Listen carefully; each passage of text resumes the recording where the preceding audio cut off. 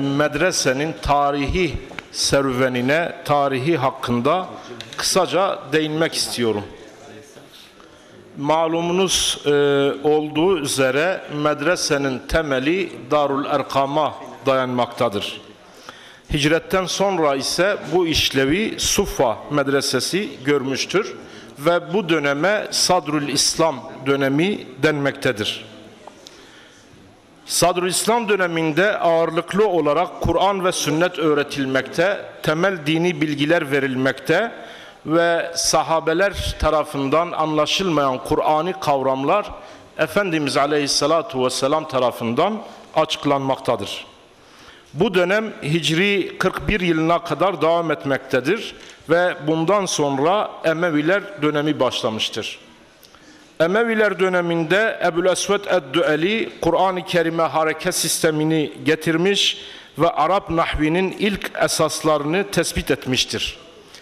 Hicri 132 senesine kadar Hicri 132 senesinde Emevilerin iktidarının son bulmasıyla bu dönemde kapanmıştır ve Abbasiler dönemi başlamıştır.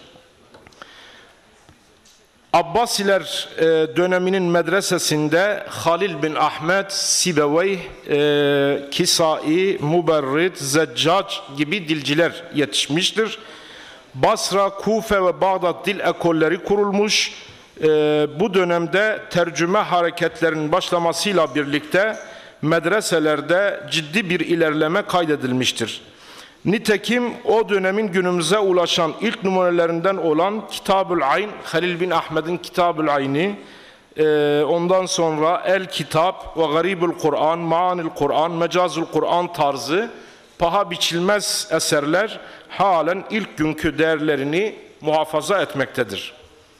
Ancak 1258 yılının Ocak ayında Cengiz Han'ın torunlarından Hülagu'nun Bağdat'ı işgal etmesi, son Abbasi halifesi Mu'tasim ve beraberinde teslim olanları kılıçtan geçirmesi, Bağdat'ı yağmalayıp yakması, sarayları, camileri, kütüphaneleri ve diğer tarihi ve mimari eserleri yerle bir etmesi, kütüphaneleri ve kitapları ateşe vermesi, yakılan kitaplardan arta kalanları da Dicle Nehri'ne atması, Abbasi devletinin sonu olduğu gibi medresede de gerileme döneminin başlangıcı olmuştur. Gerileme dönemi yaklaşık olarak 550 sene sürmüştür. Bu dönemde teliften ziyade şerhçilik ve haşiyecilik ön plana çıkmıştır. Gerileme dönemi Mehmet Ali Paşa'nın Mısır'ın Bulak şehrinde siyasi sebeplerle İstanbul'daki Osmanlı Devlet Matbaası'na, Metbae Amire'ye rakabet amacıyla kurduğu matbaa, Arap edebiyat ve kültüründe modern dönemi başlattığı gibi Arap gramerinin öğretim merkezleri olan medresede de yeni bir dönemin başlangıcı olmuştur. Bu dönemde Arap aleminin değişik bölgelerinde ilmi hareketlilik başlamış ve medreselerinde ciddi ilerlemeler meydana gelmiştir. Ancak Anadolu için aynı şeyi söyleyemeyiz. Nitekim Osmanlı İmparatorluğu dağıldıktan sonra 1923'te Cumhuriyet kurulmuş ve 3 Mart 1924 senesinde Tevhid-i Tedrisat Kanunu çıkarılmış ve medreseler kapatılmıştır.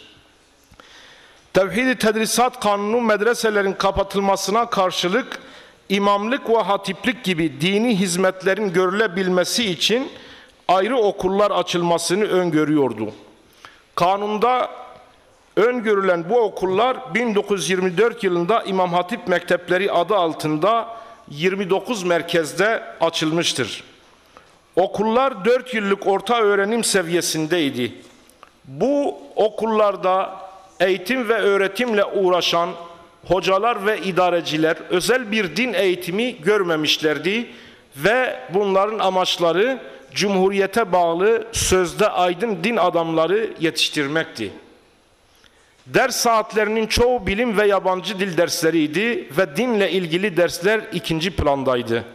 Böyle bir okula dindar halkın rağbet etmeyeceği tabiiydi. 1929 yılında sayıları ikiye düşen İmam Hatip mektepleri 1930'da öğrenci yokluğu bahanesiyle tamamen kapatıldı. Bu durum rahmetli Menderes'in 1950'de iktidara gelmesi ve İmam Hatip okullarını tekrar açmasıyla son bulmuştur. Tevhid-i Tedrisat Kanunu Müslüman halk tarafından benimsenmedi. Dolayısıyla halk yokluk ve yasak dinlemeyip medrese eğitimine devam edilmesini istedi. Zira medreselerin işlevini yerine getirmek için açılan İmam Hatipler Müslüman halkın gözünü boyamaktan başka bir şey değildi. Bu bakımdan medrese eğitimine merdiven altı diyebileceğimiz bir üslupla devam edildi.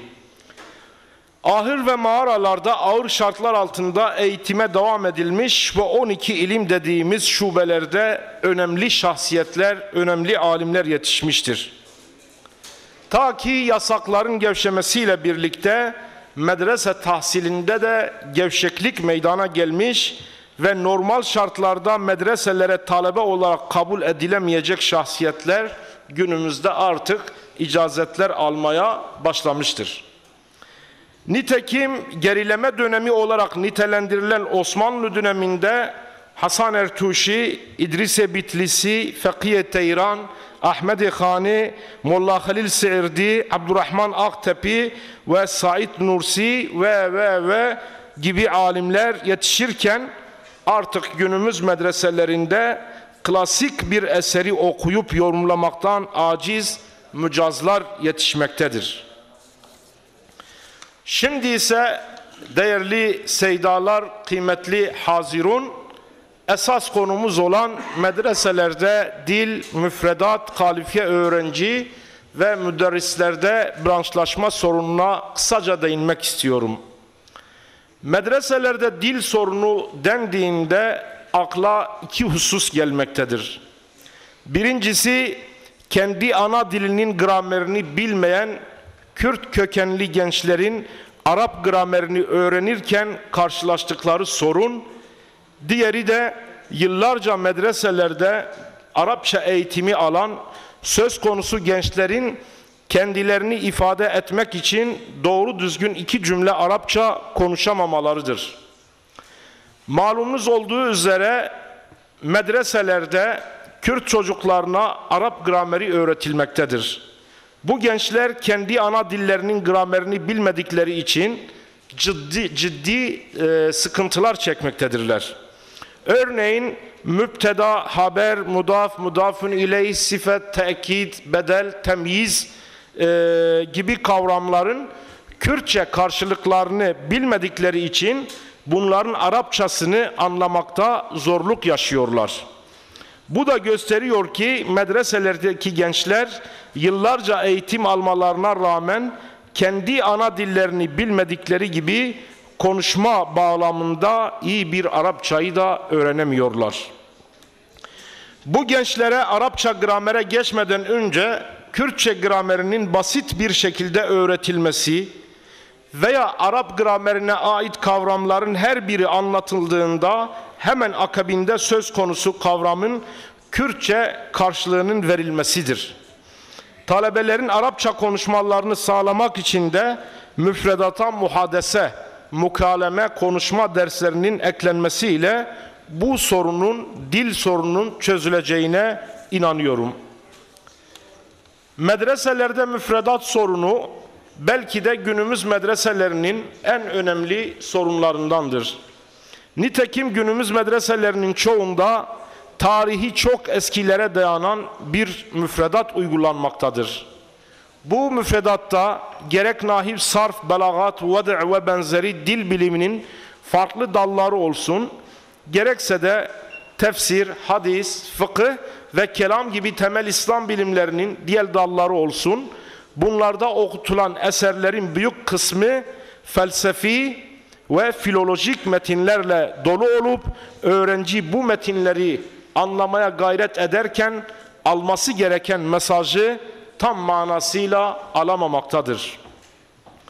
Müfredat sorununun ortadan kalkması için medreselerin anlaşılması kolay eserlerden güncel bir müfredat oluşturmaları ve bu güncel müfredatı öğrencilere zorunlu ders olarak okutmaları gerekmektedir.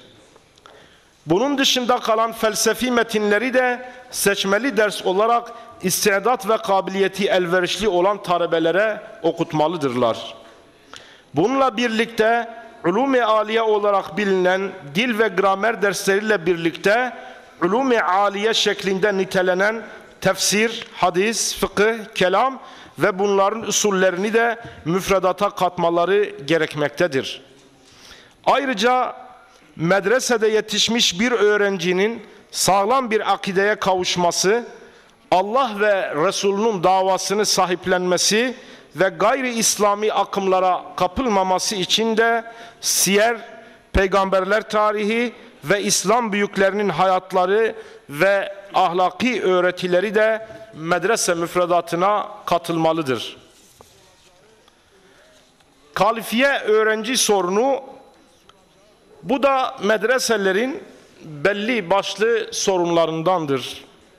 Nitekim medreseye gönderilecek öğrenci genellikle iyi bir okul kazanamamış, iyi bir liseye yerleşememiş ve ileride iaşesinde sıkıntılar yaşayacağına inanılan kesimlerden oluşmaktadır. Kimi zaman da ailesine sıkıntılar yaşatan, ailelerini huzursuz eden gençler ıslah niyetiyle medreselere yönlendirilmektedir. Medreseye alınacak kişinin ileride bir İslam davetçisi olacağı ve ümmetin geleceğine katkı sunacağı bilincinden hareketle medreselere alınacak öğrencilerin rastgele değil de medresede okuma kapasitesine sahip olduğuna inanılan kesimlerden seçilmelidir. Bunun için de onlara kısa vadeli bir medrese öncesi eğitim verilmeli ve bu eğitim neticesinde kimlerin medresede okuyabileceğine bu şekilde karar verilmelidir. Bir de müderrislerde branşlaşma sorunu dedik. Yani alanında uzman hoca sorunu.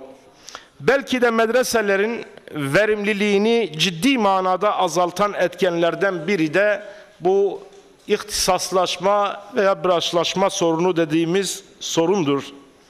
Nitekim bir tek hoca tüm branşlarda derslere girmektedir. Yani bir hoca aynı anda hem nahiv, sarf, vadı, istiare, mantık, beyan, bedi, tefsir, fıkıh, kelam, bütün derslere aynı anda bir hoca girmektedir. Bu da hocanın belli bir ilim dalında ihtisas sahibi olmasının önüne geçtiği gibi dersin verim ve kalitesini de düşürmektedir. Bunun yerine her bilim dalı için alanında uzmanlaşmış hocaların istihdam edilmesi dersin verimliliğini artıracağı gibi talebenin de kalitesine katkı sunacağına inanıyorum. Sabırla bu kardeşinizi dinlediğiniz için sizlere teşekkür ediyorum.